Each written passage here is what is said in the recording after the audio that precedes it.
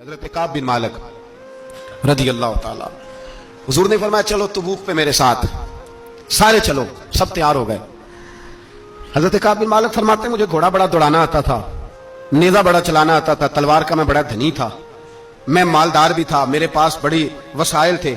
हुजूर चले गए तो मैंने, ये बुखारी है, फरमाते हैं मैंने सोचा कि मैं चला जाऊंगा, कल मैं घोड़ा दौड़ाऊंगा, मैंने पीछे पहुंच जाना, परसों चला जाऊंगा, तरसों बस सुस्ती हो गई, ना जा सका।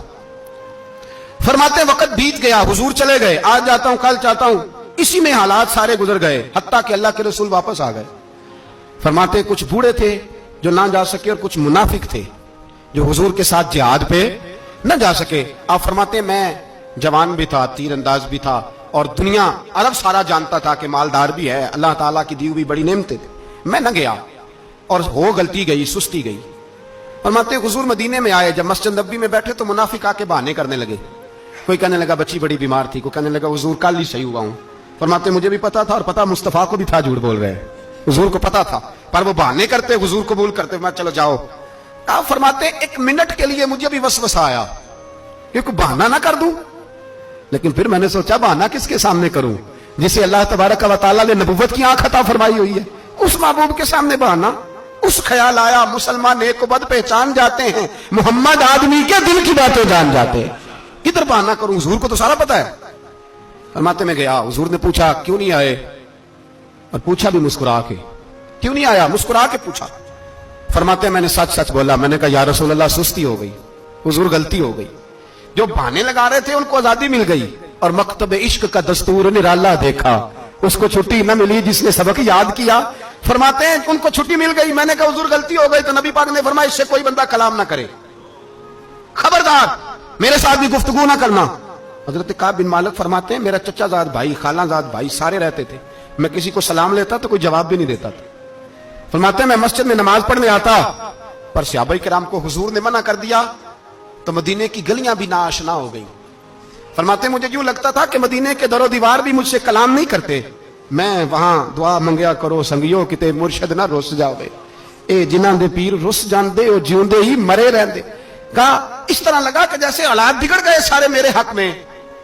आप फरमाते हैं मैं मस्जिद में आके बैठता तो जब मुझे पता था, मैं जब आंखें उधर करता तो हुजूर मुझे देखते, और जब मैं नबी पाक को देखता तो हुजूर चेहरा फेर लेते। बोल पड़े ख्वाजा गुलाम फरीद साहब, कहने लगे मैं वेखा तो मेरा यार ना वेखे, जे मैं नाम वेखा तो वेखे, एडे नसीब किथों ततड़ी दे ओ मेरे विच वेखन दे, वेखे गुलाम फरीदा ओ बुए यार दे मरिए, भावें वेखे या ना वेखे। आप फरमाते मैं सैयद आलम सल्लल्लाहु अलैहि वसल्लम को देखता तो हुजूर रुख अनवर फेर लेते। हजरत काब बिन मालिक रदी अल्लाह ताला अन्हु फरमाते हैं कि हुजूर का हुक्म आया कि बीवी को अलहदा कर दो।